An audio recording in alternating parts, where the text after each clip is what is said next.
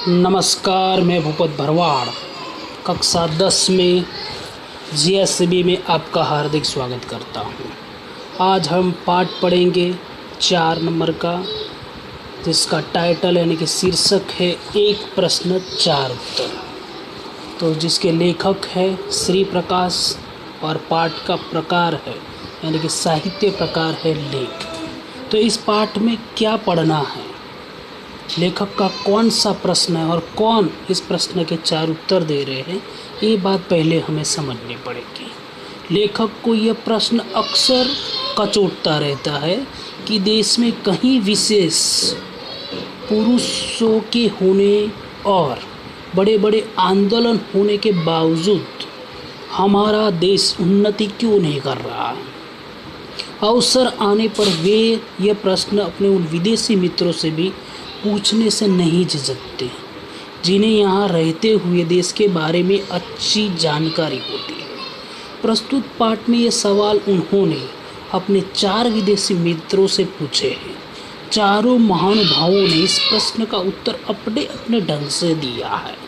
इसका निष्कर्ष यह है कि देश में तभी उन्नति कर सकता है जब सभी लोग पूरी ईमानदारी, लगन और निष्ठापूर्वक अपना काम करें। तो वहाँ पर लेखक का प्रश्न 4 विदेशी मित्रों का उत्तर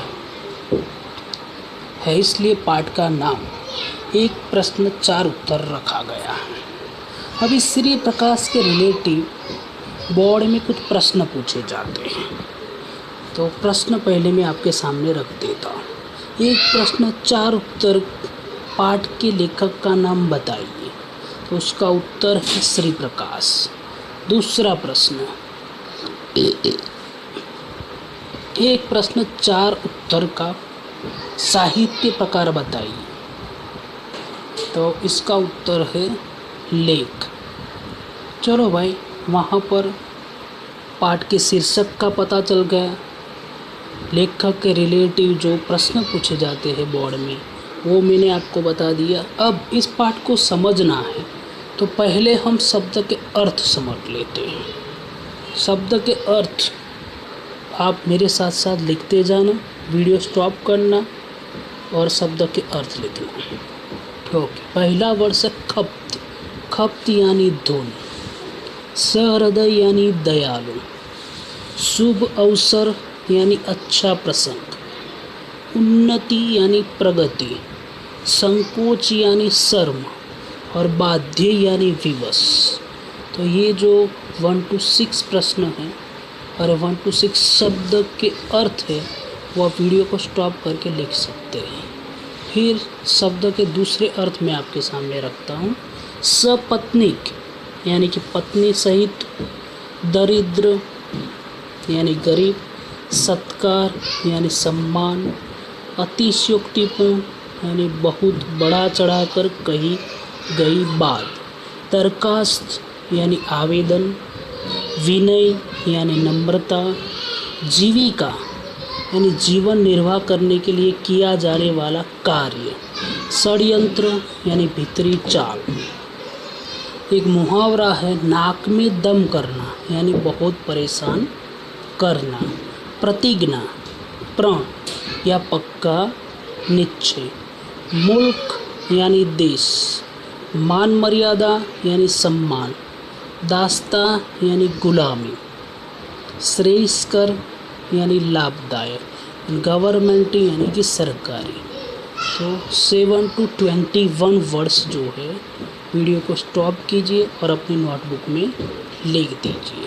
फिर दूसरे शब्द के अर्थ 20 to 36, समष्टि यानी समूह, मेजबान यानी यजमान, तत्काल यानी तुरंत का, तात्काल यानी तात्कालिक यानी कि तुरंत का, अविश्वसनीय यानी जिस पर विश्वास न किया जा सके, अस्पृश्य यानी अछूत, मरभुक्खो यानी कि जो भूख से मर रहा हो, काया पलट यानी कि बहुत बड़ा परिवर्तन, उदारता यानी उदार होने का भाव या दया भाव, पितामही यानी कि पिता के समान, आविष्कार यानी खोज, लुप्त यानी गायब, प्रतिद्वंदिता यानी मुकाबला करने की भावना, विभत्स यानी घृणित, चित्त यानी मन या हृदय, व्याकुल यानी विकल या बेचैनी। तो 20 to 36 वीडियो को स्टॉप कीजिए और इन शब्दों के अर्थ को आप नोटबुक में लिख दीजिए। अब थोड़े शब्द बाकी हैं, तो मैं 37 to 44 वहाँ पर एक शब्द है तफसील यानी तरकीब, दत्तचित यानी किसी काम में खूब मन लगाना, इतिश्री यानी समाप्ति, संगठन यानी व्यवस्थित करने का कार्य, व्याख्यान यानी भाषण, संकुचित यानी कि तंग या छोटा, स्वतः यानी अपने आप, तटस्थ यानी स्थिर। तो वहाँ पर मेरे प्यारे विद्यार्थी मित्रों, पहले शीर्षक समझाया, लेखक के रिलेटिव MCQ लिखवाए, इसके बाद शब्द के अर्थ। अब जाएंगे हम पाठ की ओर। तो भाई लेखक का खप्त क्या है, मतलब वो कुछ धुन ऐसी रखते, कुछ जानने की इच्छा रखते हैं, उसके मन में एक प्रश्न है जिसका उत्तर चाहते हैं। तो पहले हम लेखक की जो धुन है, खप्त है, वो हम आपके सामने रखते हैं। लेखक देश की दशा को लेकर चिंतित है, यानी कि हर नागरिक में देश के प्रति चिंता होनी चाहिए। तो लेखक को भी देश की चिंता है, तो ये चिंता का कारण क्या है ये हमें जानना है।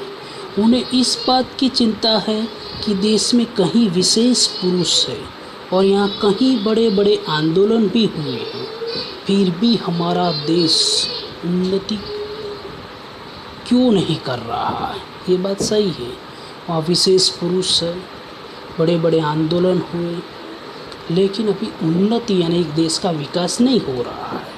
तो ये प्रश्न उन्हें परेशान करता रहता है।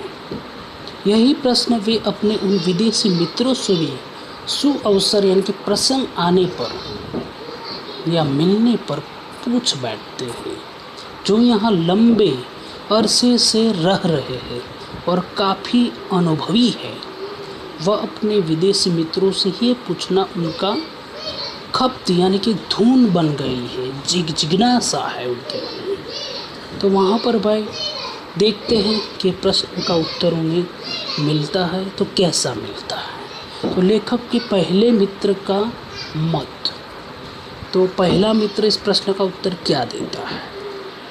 लेखक ने पहली बार अपने जिस विदेशी मित्र से यह सवाल पूछा, तो वे एक वृद्ध ईसाई पादरी थे। कौन थे? वृद्ध ईसाई पादरी थे। यहाँ लंबे अरसे से देश के दरिद्र यानी गरीब लोगों की सामाजिक सेवा यानी कि सोशल सर्विस कर रहे थे। उन्होंने लेखक के प्रश्न के जवाब में यहाँ की लोगों को अपने काम का गर्व नहीं है, यानी कि वो प्राउड फील नहीं करते हैं, इसलिए देश की उन्नति नहीं हो रही है। लेखक ने प्रश्न पूछा और वृद्ध ईसाई पादरी ने ये बताया कि भाई आपके जो लोग हैं वो अपने काम में गर्व यानी कि प्राउड फील नहीं करते, इसलिए देश की उन्नति नहीं हो रही है।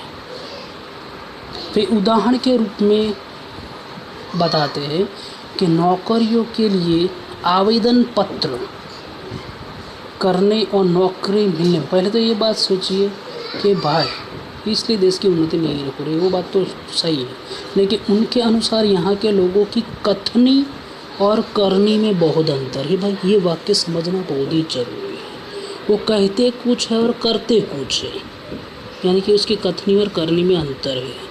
वे उदाहरण के रूप में नौकरियों के लिए आवेदन पत्र यानी कि अर्जी करने और नौकरी मिलने पर गुट यानी कि झूठ या ग्रुप बनाकर मालिक के साथ दुर्व्यवहार करने की बात बताते हैं। वे कहते हैं कि यहाँ के लोग आवेदन पत्र में अपनी निष्ठा और मालिक की शुभकामना की प्रतिज्ञा करते हैं, पर नौकरी मिलते ही मालिक के खिलाफ षड्यंत्र रचने लगते हैं। अन्य देशों में लोग इस प्रकार का व्यवहार नहीं करते। वे साधारण शब्दों में प्रार्थना पत्र लिखते हैं और स्थान मिलने पर जान लड़ाकर काम करते हैं।